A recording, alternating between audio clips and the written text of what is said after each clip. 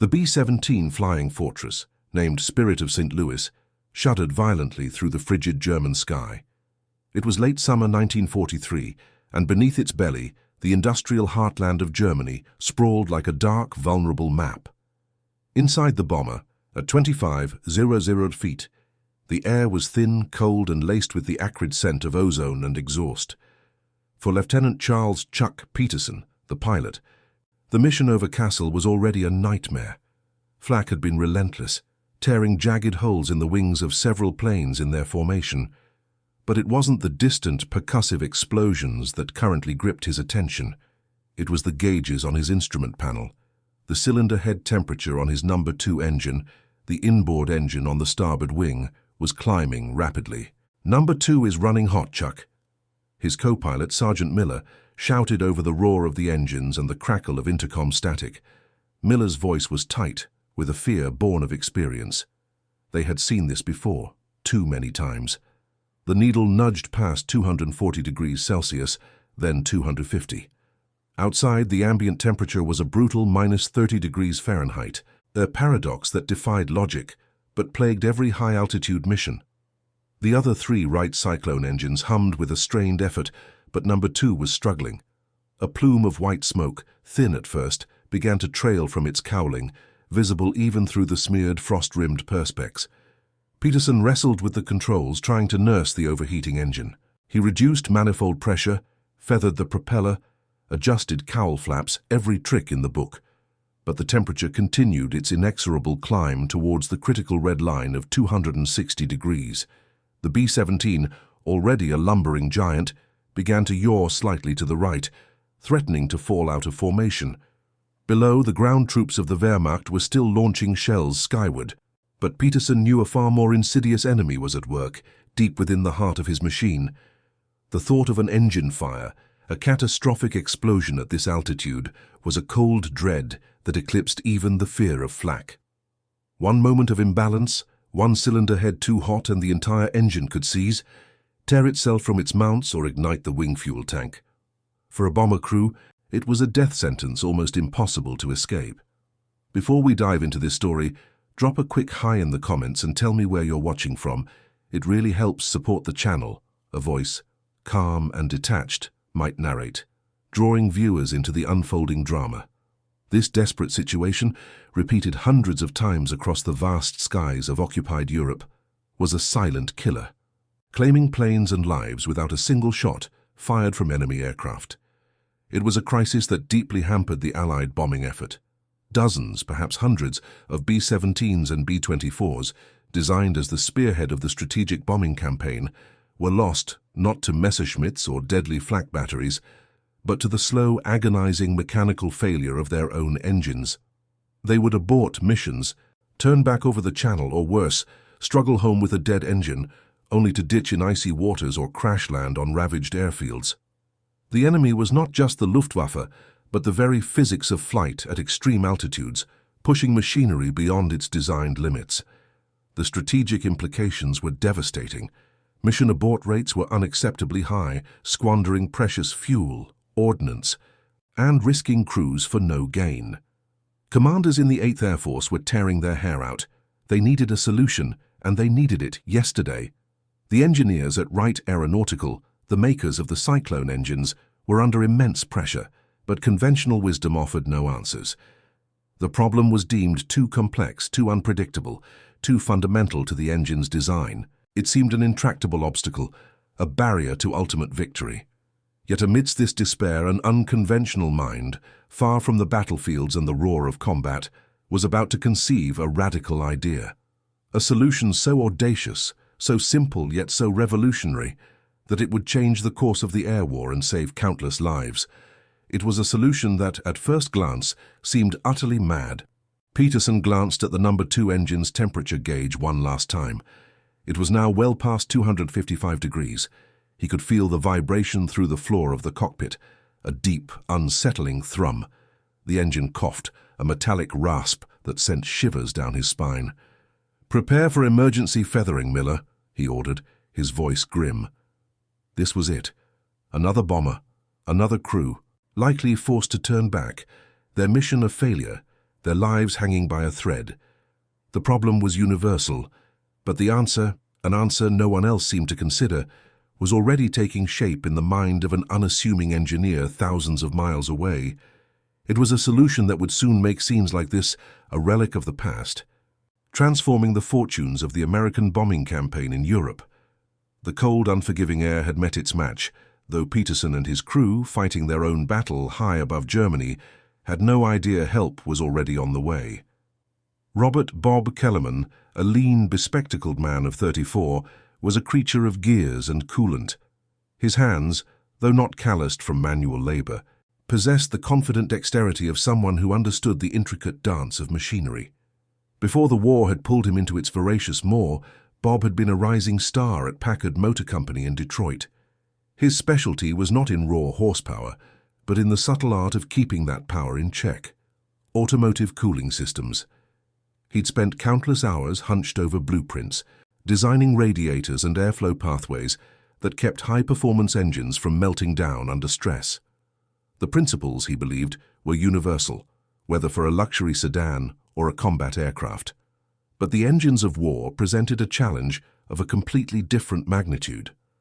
The crisis that landed Bob at Wright Aeronautical Corporation in New Jersey in March 1943 was dire. Wright Cyclone R-1820 radial engines, the workhorses powering the B-17 flying fortresses, were failing at an unprecedented and alarming rate. These magnificent 9-cylinder engines, designed for reliability, were proving brittle and temperamental in the extreme conditions of high-altitude combat missions over Europe. The statistics were grim. 15 to 20% of all bombing missions were being aborted, not by enemy flak or fighter attacks, but by engine overheating. This wasn't merely an inconvenience, it was a strategic catastrophe. Each aborted mission meant lost bombs, wasted fuel, and crews needlessly put at risk, their morale plummeting with every mechanical failure. Bob, a quiet observer by nature, spent his initial weeks at Wright Aeronautical, absorbing everything. He toured the manufacturing lines, studied engine designs, and sifted through mountains of field reports from the European theater. The senior engineers at Wright, many of whom had designed the Cyclone, were frustrated and defensive. They blamed poor maintenance, inexperienced ground crews, or most commonly, pilot error. They argued the engines were performing within specification, and that the fault lay with operational shortcomings. Bob listened respectfully, but his instincts, honed by years of diagnosing subtle mechanical maladies, told him otherwise. He saw patterns, not isolated incidents. He recognized the symptoms of a systemic flaw, a fundamental misunderstanding of how the engines behaved under the unique stresses of combat at 25,000 feet and beyond. His initial assessment was blunt. The cooling systems, designed for sea-level and moderate altitude operation, were simply inadequate for the sub-zero temperatures and thin air of the upper atmosphere. The conventional wisdom, which dictated a fixed airflow through the engine cowling, was proving disastrously inflexible. "They're trying to cool a blast furnace with a garden hose," he mused to himself one evening, poring over schematics late in his small, cluttered office. The conflict with his new colleagues quickly became apparent. When Bob tentatively suggested that the problem might be inherent in the design, not the operation, he was met with a wall of skepticism, sometimes outright hostility. "Kellerman, these engines have been proven for years," scoffed Mr. Henderson, a senior design engineer with a reputation for being unyielding. "If the pilots just managed their power settings correctly, we wouldn't have these issues. It's not the engine, it's the men flying them." Henderson tapped a thick manual emphatically. "The cooling ducts are optimized." Bob, however, refused to be deterred. He had seen too many anecdotal reports of glowing red cylinder heads, of engines seizing mid-flight, of plumes of smoke signaling an aircraft's premature departure from a bombing run. He knew the problem wasn't a matter of pilots pushing their engines too hard. It was the engines themselves being pushed into an environment they weren't designed to survive.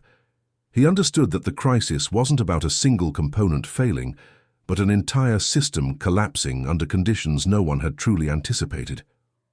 The prevailing belief was that more airflow was always better for cooling, but Bob suspected that at extreme altitudes, Where air density plummeted and external temperatures plummeted even further, the equation was far more complex. He suspected that the very mechanisms intended to cool the engines were, paradoxically, contributing to their demise. It was a hypothesis that flew in the face of decades of aeronautical engineering dogma, and it put him on a collision course with everyone who believed they already had the answers. Bob Kellerman's investigative approach was meticulous, almost forensic. He requested every available scrap of information from the European theatre. When engineers at Wright told him there was nothing more to learn from the field, he went straight to the source. He secured permission to examine engines returned from Europe, not just those that had failed spectacularly, but any that had experienced significant overheating issues. These mangled, oil-stained pieces of machinery, some with visible scorch marks, were brought to a special hangar at Wright Aeronautical, laid out like casualties of war. He spent weeks poring over them, often alone, feeling the texture of stressed metal, scrutinizing minute cracks, and tracing the path of cooling airflow through the complex cowlings. What he found was perplexing. At 25,000 feet, where the ambient temperature could plunge to a brutal 40 degrees Fahrenheit or even colder, conventional cooling assumptions completely broke down. The air was so thin that it struggled to draw heat away from the engine's internal components, leading to super-hot cylinder heads and oil temperatures. Yet paradoxically, this same frigid air, rushing over the outside of the engine, was causing other parts to become dangerously cold, leading to thermal shock and differential expansion that stressed the metal. The engines were simultaneously too hot internally and too cold externally. It was a thermodynamic nightmare, a constant battle within the same machine, tearing it apart from the inside out. To fully grasp the human cost and the operational impact, Bob began interviewing returning bomber crews. He arranged visits to air bases where B-17s, fresh from perilous missions, were undergoing repairs. He spoke with pilots, co-pilots, flight engineers, and even navigators who had witnessed the terrifying spectacle of an engine fire firsthand. Their stories were chillingly consistent. Lieutenant James Morrison, a seasoned pilot with the 8th Air Force based at an airfield in England, recounted a harrowing mission over Bremen. His B-17, christened Lucky Strike, had been part of a large formation when two of its engines, numbers 1 and 3, began to overheat violently. It was like watching a volcano erupt, Morrison recalled, his eyes still holding the distant memory of the event. The cylinder head temps just spiked one after another. We were at 26,000 feet, and the outside air was so cold you could barely breathe. But the engines were glowing red. I could smell the burning oil. We feathered them, but we were a sitting duck with only 2 good engines. Had to drop out of formation and limp all the way back across the North Sea. Barely made it. Lost half our altitude on the way home, flying low and slow, praying no Fokker-Wulfs found us. Morrison described watching the needles on his gauges, helpless. As the temperatures climbed to critical levels, despite all his efforts to cool them, there was nothing we could do. It was like the engine had a mind of its own, just deciding it had had enough. These vivid, terrifying accounts solidified Bob's growing conviction. The problem wasn't just heat management, it was dynamic heat management. The engines needed to be protected from both extremes of temperature simultaneously, and the existing fixed cowl flap systems, which either allowed maximum airflow or restricted it, were simply inadequate for the wildly fluctuating conditions of high-altitude flight. He realized that a solution wouldn't come from tweaking existing designs, but from a complete rethinking of airflow dynamics within the engine cowling. It wasn't about more or less air, but about precisely controlled air, directed to specific areas, adjusting instantly to the engine's internal temperature and the external environment. This realization was the genesis of his most radical idea yet. He envisioned a system that could intelligently manage the airflow, not as a crude on-off switch, but as a finely tuned instrument, responding to the engine's every need, adapting to every twist and turn of fate, 25,000 feet above the enemy. Bob Kellerman's solution, when he finally presented it, was met with a mixture of bewilderment and scorn. He called it the Modular Airflow Distribution System, or MAD for short, an acronym that some of his colleagues quickly adopted as an apt description of Bob himself. His proposal was revolutionary, and in the conservative world of aeronautical engineering, revolution was rarely welcomed. The concept was elegant in its complexity. Instead of a single, fixed cowling with simple, adjustable flaps, Bob envisioned a system of independently controlled cooling zones for each cylinder bank. Each zone would feature a series of adjustable baffles, or louvers, that could open and close, directing or restricting airflow with surgical precision. These baffles would respond not to manual pilot input, but to real-time temperature data gathered by an array of thermocouples embedded within each cylinder head. "It's like giving each cylinder its own thermostat and ventilation system," Bob explained to a panel of Wright executives, his voice betraying a hint of urgency. "The engine isn't a monolithic block of metal, it's a collection of individual heat sources, each operating under slightly different conditions. We need to cool them intelligently, not with a blunt instrument." The executives, however, saw only complexity. "Kellerman, are you suggesting we put a small automated climate control system in each engine nacelle?" One executive scoffed. "Do you have any idea how much that would cost? How much it would weigh? How many points of failure it would introduce?" The consensus was clear. Too complex, too expensive, too risky. It was dismissed as an engineer's pipe dream. But Bob Kellerman was not easily deterred. His persistence was legendary among those who knew him well. When official channels closed, he found unofficial ones. He leased a small, disused workshop space not far from the Wright aeronautical plant, away from the prying eyes of his superiors. He began building his prototype. Scrounging for parts, he salvaged scrap metal, repurposed hydraulic actuators, and even cannibalized old automotive temperature sensors. He worked 18-hour days, fueled by coffee and an unwavering conviction that he was on the right track. Often, he would collapse onto a cot in the corner of his workshop, waking only to resume his relentless efforts. His wife, Eleanor, a woman of quiet strength and boundless patience, was his rock. She understood his passion, even as their finances tightened under the strain of his unofficial project. She would often bring him sandwiches and thermoses of coffee, sitting with him as he meticulously crafted each component, her presence a silent testament to her belief in him. "They'll see, Bob," she would whisper, gently rubbing his tired shoulders. "They just don't understand yet." Her unwavering support, despite the financial strain and the endless hours he poured into his work, was a powerful motivator. The breakthrough moment came after months of grueling labor.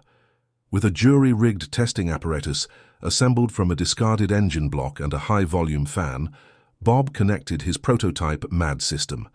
He simulated the extreme temperature fluctuations of high-altitude flight, carefully monitoring the readings from his sensors. The initial results were staggering. The MAD system, even in its crude, hand-built form, demonstrated a 40% improvement in temperature regulation compared to conventional cooling methods. The cylinder heads, rather than spiraling out of control, maintained a remarkably stable and optimal operating temperature. The differential between the hottest and coldest cylinders was drastically reduced, minimizing thermal stress. It was tangible proof. His mad idea wasn't so mad after all. It was brilliant. Now he just needed someone with authority to believe him. Armed with his working prototype and irrefutable data, Bob Kellerman knew he needed to bypass the bureaucratic inertia at Wright Aeronautical. He needed to get his invention in front of someone who understood the urgency of the problem from a strategic perspective. Through a circuitous chain of contacts, he secured a meeting with Colonel Marcus Webb, a formidable figure in Army Air Force's procurement, known for his no-nonsense approach and his willingness to consider unconventional solutions if they promised results. The meeting was arranged at Wright Field in Ohio, the heart of Army Air Force's research and development. Colonel Webb, a man whose stern demeanor matched his impeccable uniform, listened patiently as Bob, visibly nervous but determined, explained the MAD system.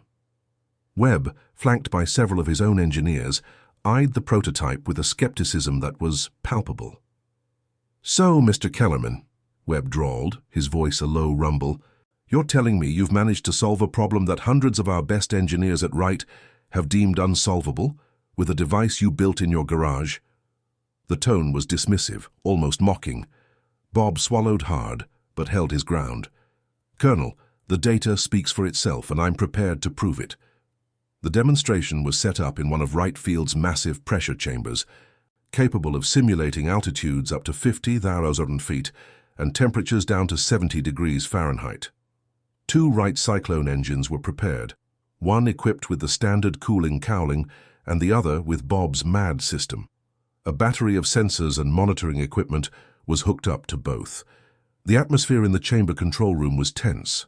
Initial skepticism from the military observers was thick in the air, a mixture of professional doubt and a hint of resentment that an outsider claimed to have cracked the code. The test began. Both engines roared to life, simulating a climb to altitude. As the pressure chamber evacuated air and the temperature inside plummeted, the conventional engine began to show distress. At 23,000 feet equivalent, its cylinder head temperatures began to fluctuate wildly, spikes appearing on the monitors. Within minutes, despite manual adjustments to its cowl flaps, the engine surpassed its critical operating temperature, signaling an imminent failure. The test operators were forced to shut it down to prevent catastrophic damage. A murmur went through the observation room. This was a familiar, disheartening outcome. Then it was the MAD-equipped engine's turn. As the chamber once again descended into extreme cold and low pressure, the engine responded differently. The monitoring screens showed the MAD system's baffles subtly adjusting, minute by minute, redirecting airflow, maintaining a remarkably consistent and optimal operating temperature across all cylinders. The needles on the gauges held steady, refusing to climb into the danger zone.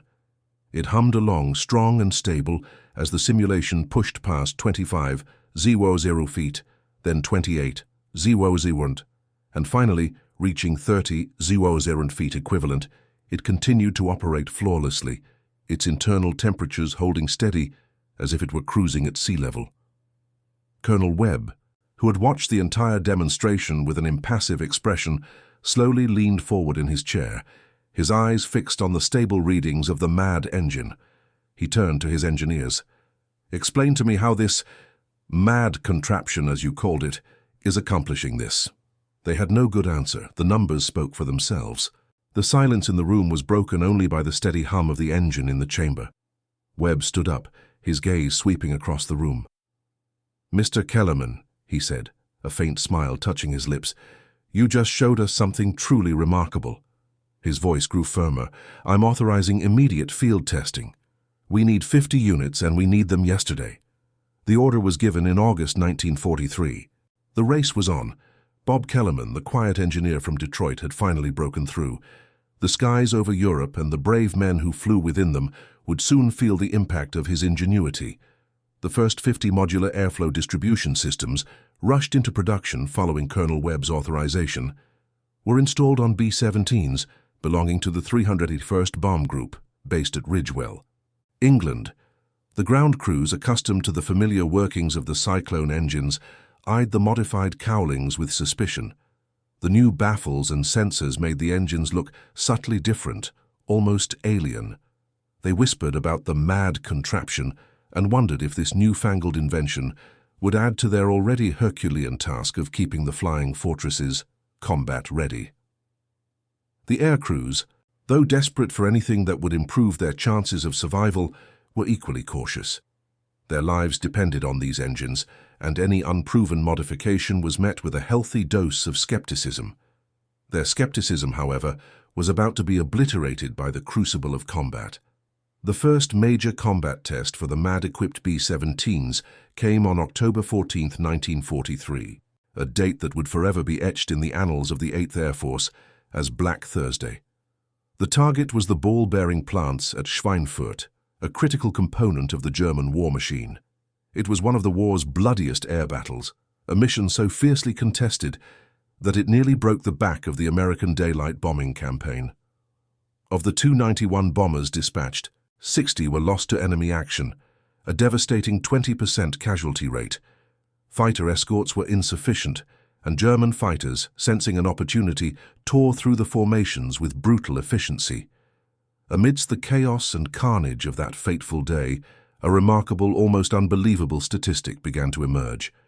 While dozens of conventional B-17s were shot down by enemy fire, and an additional 8 were forced to abort their mission due to critical engine problems. Not a single one of the MAD-equipped planes was lost due to mechanical failure. Every B-17 in the 301st Bomb Group that carried Bob Kellerman's system completed its mission, flying through a maelstrom of flak and fighter attacks and returned to base. It was a 100% completion rate for the engines, a stark contrast to the widespread mechanical failures plaguing other groups. The crews of the 381st returned shaken but exhilarated. Their relief wasn't just from surviving the enemy, it was from the knowledge that their engines had performed flawlessly under unimaginable stress. Lieutenant David McMillan, a pilot from the 301st, recounted his experience to the intelligence officers debriefing his crew. "Our engines ran like sewing machines," he exclaimed, still buzzing from the mission. "Even with temperatures dropping to -50 over the target, those gauges never budged from the green. We saw other planes dropping out with smoke trailing, but ours just kept chugging along. That mad contraption saved our hides." Another co-pilot chimed in, "I swear the engines felt more reliable than ever. It was one less thing to worry about when you had a dozen Messerschmitts on your tail." The testimonials flowed in. Pilots and flight engineers who had previously been wary now sang the praises of the MAD system. They spoke of the newfound confidence in their machines, the ability to maintain formation under extreme conditions, and the absence of the dreaded redlining temperature, gauges that had once been a constant source of anxiety. The contrast between the performance of the MAD-equipped aircraft and the conventional ones was too stark to ignore. In the grim calculus of aerial warfare, where every advantage counted, Bob Kellerman's innovation had proven to be a game-changer. It wasn't just about preventing aborts, it was about keeping formations tight, enabling bombers to bring their full defensive firepower to bear, and ultimately ensuring that their payload reached its intended target. The news of this unprecedented reliability, hard-won on Black Thursday, began to spread like wildfire across the airfields of the 8th Air Force. The word spread through the 8th Air Force like a vital dispatch. The tale of the 381st Bomb Group's miraculous engine reliability on Black Thursday at Schweinfurt became legend.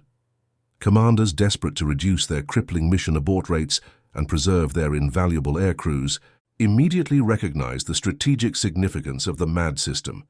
Demand for Bob Kellerman's innovation exploded, overwhelming the limited production capacity.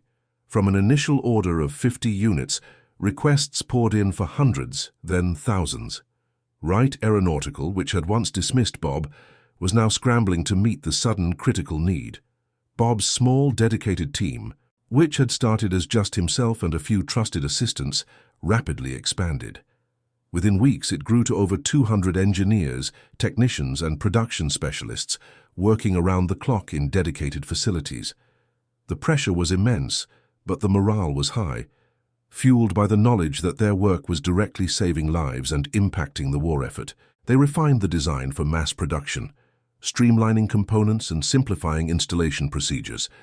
The initial success with the B-17s spurred interest in adapting the MAD system to other heavy bombers.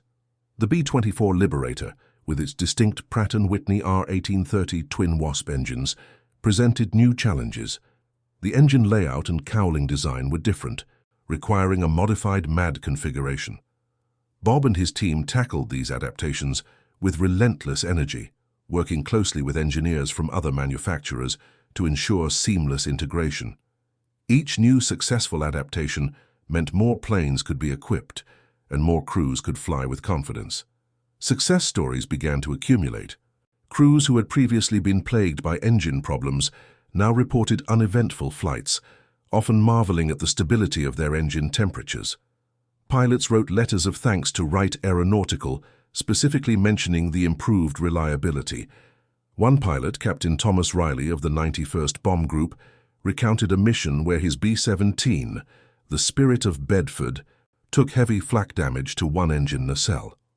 While a conventional engine would likely have overheated or seized, the MAD system, despite the damage, managed to regulate the remaining cooling airflow, allowing him to limp home with the engine still functioning, albeit at reduced power. "That system bought us time," Riley wrote, "and that time bought us home." The statistics by January 1944 were irrefutable. Across the 8th Air Force, the mission abort rate due to engine overheating plummeted from its previous 15–20% to a remarkable 3%. This drastic reduction meant more bombs on target, fewer planes lost, and an immeasurable boost to crew morale. The impact was so significant that it began to be noticed by the enemy. German fighter pilots, who had grown accustomed to picking off stragglers and damaged bombers, observed that American bomber formations were maintaining their cohesion better, even after heavy engagements. They saw fewer planes trailing smoke from ailing engines. German intelligence reports, initially puzzled by the sudden improvement in American bomber reliability, began circulating, trying to ascertain the cause of this new unsettling development. They suspected a technological breakthrough, but couldn't pinpoint its nature. Bob Kellerman, despite the growing fame of his invention, remained focused on the work. He knew that every minute spent improving and producing the MAD system translated directly into saved lives and a stronger war effort. The initial skepticism had been replaced by widespread acceptance, then by urgent demand. From the cold, lonely workshop where he toiled in secret, Bob's vision had soared into the very skies over Europe, changing the fortunes of the air war one perfectly cooled engine at a time. The simple baffles and sensors, once dismissed as mad, were now considered indispensable, a silent guardian for the brave men flying into harm's way. Among the thousands of airmen whose lives were touched by the MAD system, one story particularly resonated with Bob Kellerman. Captain David Chen, a Chinese-American pilot with the renowned 100th Bomb Group, known as the Bloody 100th for their heavy losses, commanded a B-17 affectionately named Dragon Lady. In March 1944, Chen's crew embarked on one of the most perilous missions of the war, a bombing run deep into the heart of Germany, targeting Berlin. The weather conditions were atrocious, even by winter European standards. As they climbed through the overcast, temperatures plummeted to an astonishing 60 degrees Fahrenheit.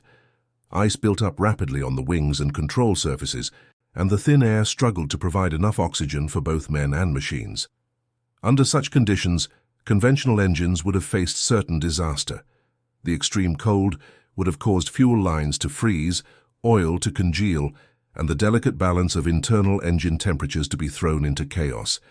Many missions had been aborted, or worse, lost, due to these exact environmental factors. But the Dragon Lady was equipped with the MAD system. As the biting cold enveloped the bomber, the system's sensors continuously fed data to the adjustable baffles within each engine cowling. With uncanny precision, the baffles opened and closed, regulating the flow of frigid air, ensuring that the engine's critical internal components remained within their optimal operating temperature range. There were no alarming spikes on Captain Chen's cylinder head temperature gauges, no telltale plumes of smoke, no terrifying vibrations.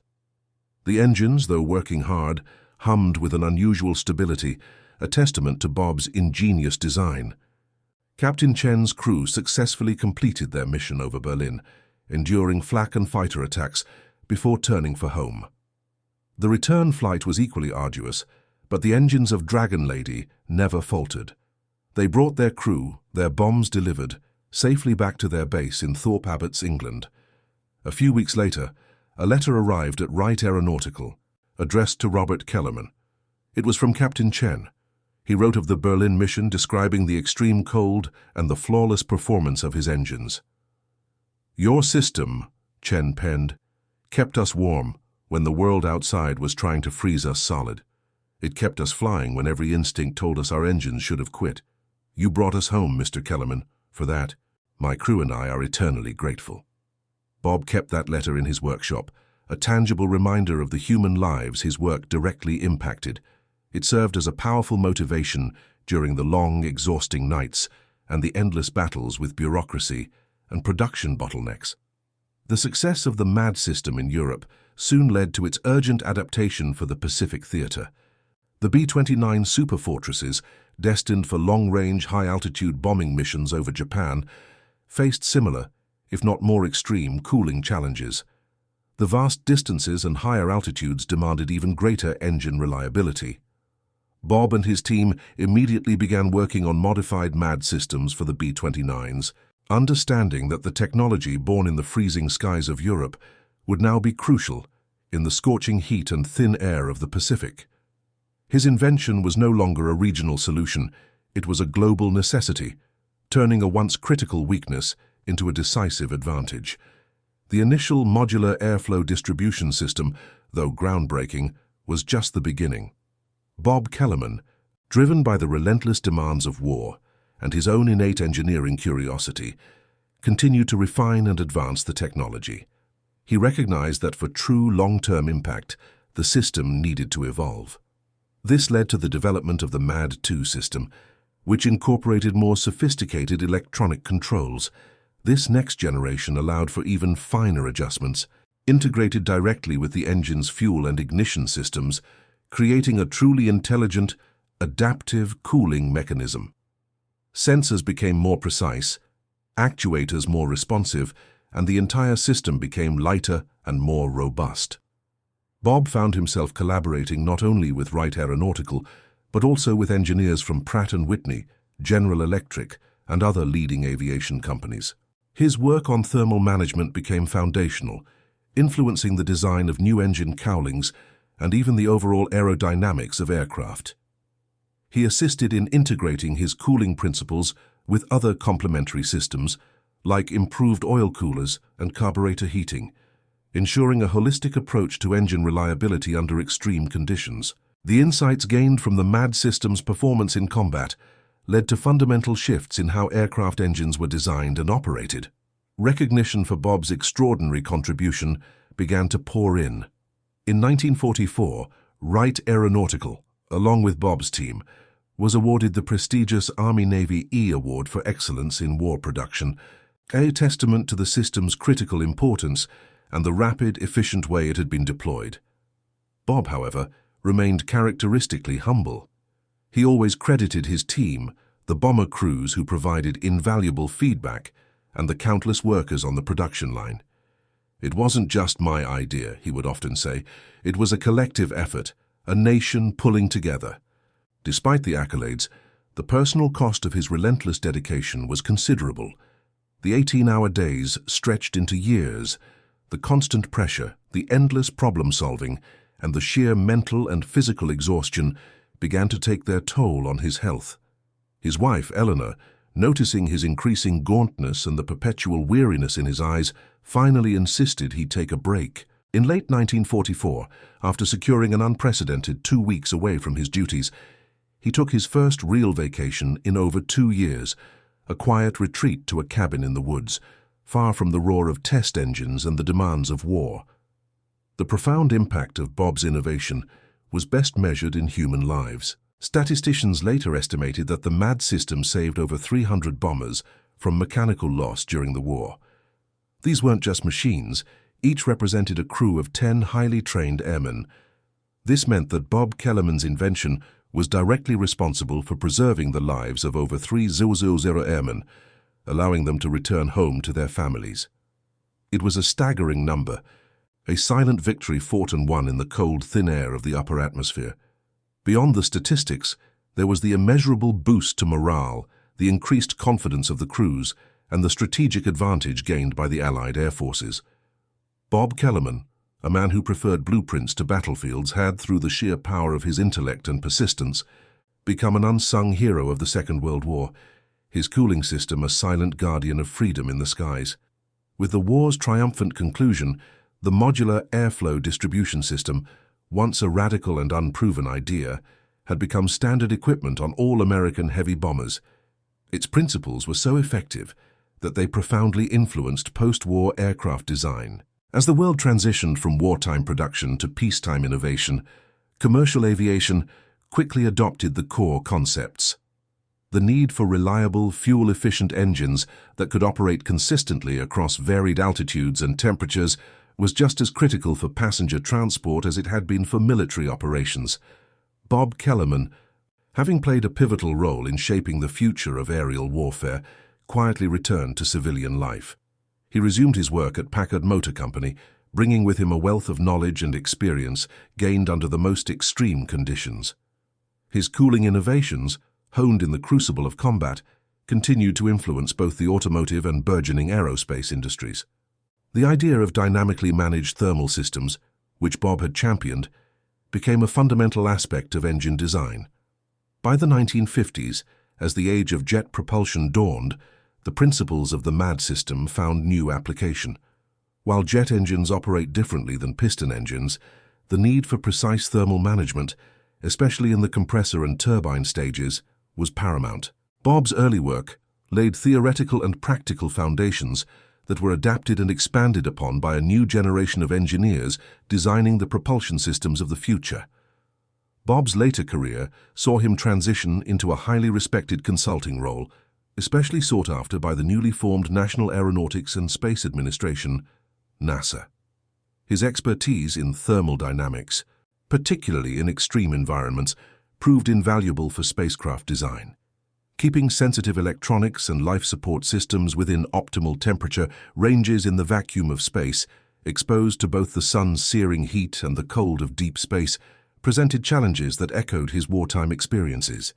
He played a quiet but crucial role in the early space programs, applying his mad ingenuity to help send men to the moon. His personal legacy was eventually recognized with formal honors. In 1958, he was awarded the prestigious Wright Brothers Medal for his significant contributions to aeronautical engineering. During a rare interview after receiving the award, Bob, ever modest, deflected much of the praise. "I just built a better mousetrap," he said with a gentle smile. "The real heroes were the bomber crews. They were the ones who trusted my mad idea with their lives, and that takes courage I can only imagine." One of his most cherished memories came in 1962 during a quiet reunion with Captain David Chen, the pilot of the Dragon Lady. Chen, now a successful airline pilot, brought his 2 young children to meet Bob. "Kids," Chen said, his voice thick with emotion, "this is Mr. Kellerman. He's the man who brought your dad home from the war." It was a moment that encapsulated the true depth of Bob's contribution, far beyond statistics and medals. Bob Kellerman passed away in 1979 at the age of 70, leaving behind a legacy that continues to resonate throughout engineering. His story is a powerful testament to the impact of innovation under pressure, a profound example of how collaboration between military necessity and civilian ingenuity can solve the most critical problems. It reminds us that unconventional thinking, even when initially dismissed as mad, can often be the catalyst for revolutionary change. The descendants of the MAD system, in various forms and iterations, are still found in modern aircraft today, silently ensuring the safety and efficiency of flight, a constant echo of the quiet engineer who kept bombers from exploding in the skies of World War II. And that concludes our story. If you made it this far, please share your thoughts in the comments. What part of this historical account surprised you most? Don't forget to subscribe for more untold stories from World War II, and check out the video on screen for another incredible tale from history. Until next time.